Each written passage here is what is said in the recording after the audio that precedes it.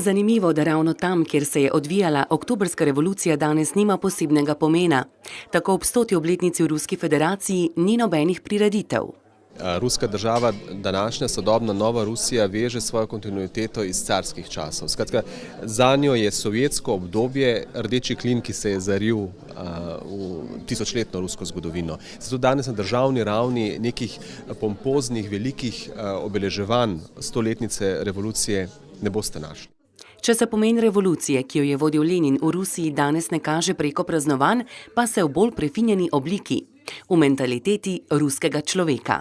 Je pa revolucija seveda popolnoma spremenila rusko družbo, ustvarila novega sovjetskega človeka, ki je pa podobno kot danes država vleče kontinuiteto iz imperialne Rusije, tudi takoj po razpadu Sovjetske zveze svojo sovjetsko identiteto odmaknil in jo nadomestil z recimo nacionalno rusko pravoslavno komponento. To je tudi iz psihološkega vidika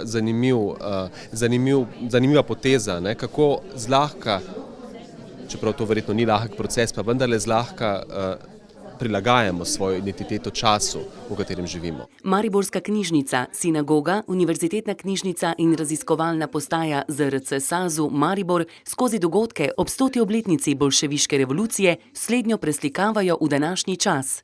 Ob vsem pa ne pozabljajo na vpliv revolucije na takratno družbo. Ker gre resnično za zelo kompleksno, izjemno prepleteno dogajanje, smo skušali po drugi strani osvetliti dogodek z različnih vidikov. Se pravi, ne samo zgodovinskega, ampak tudi povabili smo filozofe, psihologe, sociologe, umetnostne zgodovinarje, literarne zgodovinarje in podobno. Da bi skušali nekako pokazati, kako je resnično na vseh področjih življenja tak velik dogodek zarezal v nekako družbeno dogajanje. Pred Glazarjevo dvorano Univerzitetne knjižnice Maribor je na ogled razstava, ki predstavlja slovenske poglede na revolucijo in državljansko vojno v Rusiji. Gre za potujočo razstavo, ki se bo konec novembra preselila v Ljubljano, nato pa še na druge lokacije po Sloveniji. Z razstavo je bilo tako, da smo si jo pravzaprav zamislili tekstovno zelo enostavno, kot zbir izvlečkov predavateljev iz strokovnega srečanja. Tako da so besedila pravzaprav na nek način narekovala vsebino, z slikovnim materialom je pa bilo, ne ravno da bi rekla, da je veliko težav, ampak pravzaprav ga je bilo treba zbirati po neki čisto drugi poti. Glede na avtoritarnost sedanjega ruskega voditelja in dvome v demokratičnost sistema v Ruski federaciji se samo po sebi postavlja vprašanje, ali se lahko po 100 letih zgodba ponovi. Rusi sami zelo radi uporabljajo izraz ustala s kolen, skratka se je povzpela, se je vrnila med svetovne velesile, socialno in gospodarsko zelo napredovala, zato pravzaprav zdaj za neke posebne osnove za revolucionarno vrenje jaz pravzaprav ne vidim.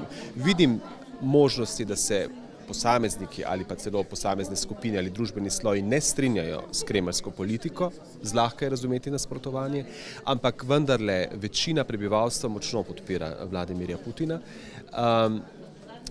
Kritiki pa recimo vidijo v sistemu, kakršen je, v sistemu tako imenovanega putinizma, s klicami korupcije, klientelizma, nepotizma, ki so nedvomno značilni za ta sistem, že klice razkroja.